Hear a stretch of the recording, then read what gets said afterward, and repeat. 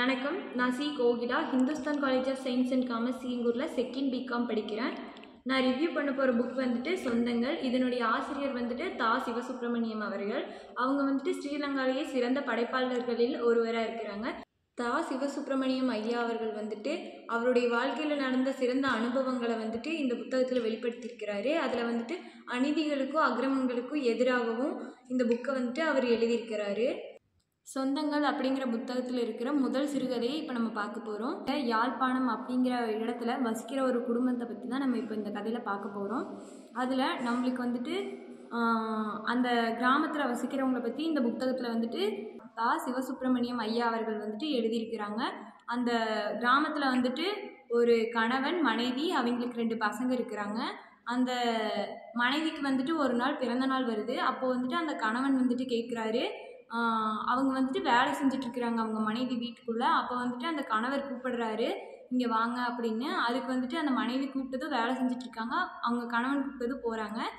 அதுக்கப்புறம் வந்துட்டு அந்த கணவன் கேட்குறாங்க, உனக்கு இன்றைக்கி பிறந்த நாள், உனக்கு பிறந்த நாளுக்காக என்ன பரிசு வேணும் அப்படின்னு கேட்குறாங்க. அதுக்கு அந்த மனைவி சொல்கிறாங்க, எனக்கு வந்துட்டு நீங்கள் என்னை திருமணம் செஞ்சுக்கிட்டதே போதும். மனைவியினுடைய பேர் வந்துட்டு கமலா. அந்த கமலா வந்துட்டு ஏன் அவங்க கணவர்கிட்ட அந்த மாதிரி சொன்னாங்கங்கிறத பற்றி இப்போ நம்ம விரிவாக பார்க்கலாம். அந்த கமலாவுடைய அப்பா வந்துட்டு ஒரு ஸ்கூல் டீச்சராக இருப்பாங்க.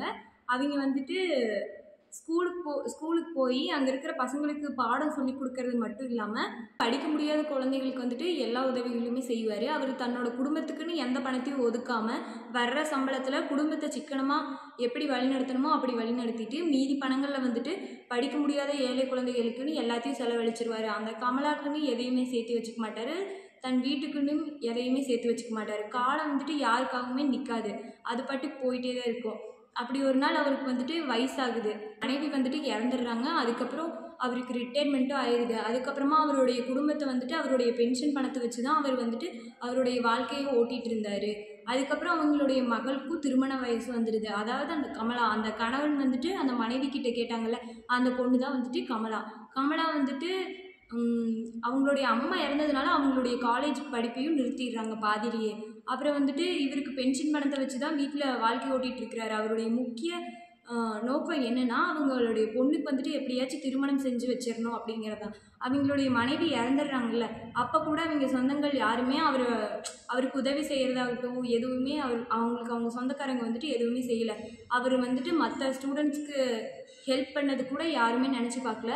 கடைசியில் அவங்க பொண்ணுக்கு வந்துட்டு திருமணம் செய்யணும் அப்படிங்கிறதுக்காக அவர் யாருக்கெல்லாம் உதவி செஞ்சாங்களோ அவங்க வீட்டில் அவர் யாரெல்லாம் படிக்க வச்சாரோ அந்த பசங்கக்கிட்டெல்லாம் போய் கேட்குறாங்க, இந்த மாதிரி எங்களுக்கு ஆயிடுச்சு, எங்கள் பொண்ணை திருமணம் செஞ்சுக்கிறீங்களா அப்படிங்கிற மாதிரி கொஞ்சம் இதாக போய் கேட்குறாரு. அப்படி கேட்கும்போது அவர் வந்துட்டு அப்படி கேட்குறதுக்கு வந்துட்டு அவருக்கே கொஞ்சம் சங்கடமாக இருந்துச்சு. ஆனாலும் அவர் கேட்டார். அப்புறம் அதுக்கு வந்துட்டு அவங்க திருப்பி சொன்னாங்க, எங்களுக்கு வந்துட்டு இந்த மாதிரி சீதனம் அதிகமாக வேணும், வரதட்சணை எங்களுக்கு இந்த அளவுக்கு வேணும், அந்தளவுக்கு வேணும் அப்படின்னு வந்துட்டு சொல்கிறாங்க. அதுக்கு வந்துட்டு நம்ம ஐயா சொல்கிறாரு, எங்ககிட்ட அந்தளவுக்கு வசதி இல்லை. அவர் வந்துட்டு அவர் பென்ஷன் பணத்தை வச்சு தான் அவருடைய வாழ்க்கையவே நடத்திட்டு இருந்தார். அதை வந்துட்டு அவங்க புரிஞ்சிக்காம, அவர் எல்லாத்தையும் சொல்லியும் அவங்க புரிஞ்சிக்காமல் இந்த மாதிரி சொல்கிறாங்க. அது வந்துட்டு அவருக்கு ரொம்பவே மனசு கஷ்டமாயிருது. அதுக்கப்புறம் ஒரு நாள் வந்துட்டு சரி இவங்க தானே இப்படி சொல்லிட்டாங்க, மற்றவங்க கிட்டே கேட்டு பார்க்கலாம் அப்படின்னு சொல்லிட்டு போகிறாங்க. அப்படி போகும்போது அவங்களுடைய சொந்தக்காரங்க கூட யாருமே உதவி செய்ய முன் வரல. உதவி செய்யறதுக்காகட்டும் அவங்களுடைய பொண்ணுக்கு திருமணம் செஞ்சு வைக்கிறதுக்காகட்டும் எதுக்குமே எந்த சொந்தங்களுமே முன் வரல. அப்படின்னு முன் வராதனால நம்ம ஐயா வந்துட்டு ரொம்பவுமே வருத்தப்படுறாரு. அவர் வந்துட்டு முன்னாடியே அவருக்கு இந்த மாதிரி தெரியும், அவருக்கு பொண்ணு இருக்குது, பொண்ணுக்கு திருமணம் செஞ்சு வைக்கணும் அப்படிங்கிற நினப்பு இருந்திருந்ததுன்னா அவர் வந்துட்டு பணத்தை எடுத்து வச்சுருந்துருக்கணும் அப்படின்னு எல்லோரும் சொல்கிற மாதிரி எல்லா சொந்தங்களும் நினைப்பாங்க. எல்லா சொந்தங்களும் அப்படி நினைக்கிறதுனால இவருக்கு வந்துட்டு ரொம்ப கஷ்டமாயிருது. கமலாக்கு இதெல்லாம் தெரிஞ்சு வருத்தப்படுறா. அப்படி இருக்கும்போது நம்மளுக்கு வந்துட்டு இந்த திருமணத்துக்கு தடையாக பணம் தானே இருக்குது, சரி நம்ம பென்ஷன் பணத்தை எடுத்து நம்ம எல்லாம் செஞ்சிடலாம் அப்படின்னு சொல்லிட்டு பென்ஷன் பணத்தை எடுக்க போயிட்டுருப்பார். போகிற வழியில் அவர்களுடைய முன்னாள் மாணவன் ஒருத்தர் பார்க்குறாங்க. அப்படி பார்க்கும்போது அந்த பையன் சொல்கிறான், வணக்கம் ஐயா, நான் உங்ககிட்ட தான் படித்தேன் அப்படின்னு சொல்கிறான். ஆனால் அவருக்கு வந்துட்டு ஞாபகம் இல்லை. அந்த பையன் வந்துட்டு திரும்பவும் சொல்கிறான், நான் உங்ககிட்ட தான் படித்தேன், என்ன ஞாபகம் இல்லைங்களா ஐயா அப்படின்னு ரொம்ப நேரம் பேச்சு கொடுக்குறாங்க. 2 பேரும் மாறி மாறி பேசிக்கிறாங்க. அதுக்கப்புறம் தான் ஐயாவுக்கு ஞாபகம் வருது, ஆமாம் நம்மக்கிட்ட படித்த பையன் அப்படின்னு. அதுக்கப்புறமா அவர் வந்துட்டு அந்த பையன் வந்துட்டு கேட்குறான், ஐயா நீங்கள் இங்கே என்னங்க ஐயா பண்ணுறீங்க அப்படின்னு கேட்டதுக்கு ஐயா வந்துட்டு இந்த மாதிரி சொல்கிறாரு, பென்ஷன் பணம் தான் எடுக்க போகிறேன் அப்படின்னு. அதுக்கு வந்துட்டு அந்த பையன் நீங்கள் ஏன் பென்ஷன் பணத்தை எடுக்க போகிறீங்க அப்படின்னு கேட்கும்போது அவர் வந்துட்டு கொஞ்சமாக சொல்லுவார், இந்த மாதிரி மகளுடைய திருமணத்துக்காக எடுக்க போகிறேன் அப்படின்னு சொல்லுவார். அதுக்கப்புறம் சரிங்க ஐயான்னு சொல்லிட்டு அவர் எடுக்க வரைக்கும் காத்திருந்து நின்று இவர் வந்துட்டு அவங்க வீட்டு வரைக்கும் கூட்டிகிட்டு போவாங்க. அவர் வந்துட்டு அவர் படிக்க வச்ச பையன் வந்துட்டு கூட்டிகிட்டு போவாங்க. எதில் கூட்டிகிட்டு போவாங்கன்னா காரில் கூட்டிகிட்டு போவாங்க. அப்படி கூட்டிகிட்டு போகும்போது இவர் படிக்க வச்சு தான் இவங்க வந்துட்டு அந்த பையன் இந்த நிலமையில இருக்கான்னு அவன் நினச்சி பார்ப்பான்.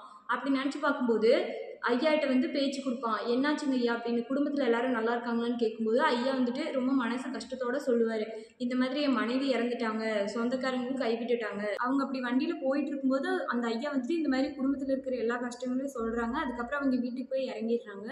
அதுக்கப்புறமா அந்த ஐயா வீட்டை பார்த்துட்டு அவனுக்கு கொஞ்சம் கஷ்டமாயிருது. அதுக்கப்புறம் அந்த பையன் வந்துட்டு வீட்டுக்கு போயிடுறான். அவன் வீட்டுக்கு போனதுக்கப்புறமா இந்த மாதிரி அங்கே நடந்தது எல்லாம் வந்துட்டு அவங்க அப்பா அவங்க அம்மா கிட்ட எல்லாம் சொல்கிறான். இன்னொரு நாள் அந்த ஐயாவை பார்க்குறான். பார்க்கும்போது ஐயா ரொம்ப கஷ்டத்தில் இருக்கிறாங்க. அந்த டீச்சர் ஐயா வந்துட்டு கஷ்டத்தில் இருக்காங்க. அதனால இந்த பையன் வந்துட்டு அவருக்கு பணம் தர்றாங்க.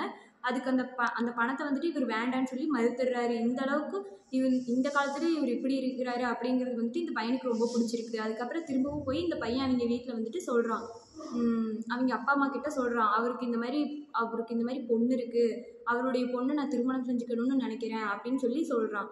அதுக்கப்புறம் அந்த வீட்டில் இருக்கிற அந்த அப்பா வந்துட்டு என்றைக்குமே நம்மளை விட ஏழையாக இருக்கிற பொண்ணை வந்துட்டு நம்ம திருமணம் செஞ்சுக்கணும் அப்படின்னு வந்துட்டு சொல்லுவார். அப்படிங்கிற கொள்கையை வந்துட்டு அவர் பின்பற்றிட்டு வராரு.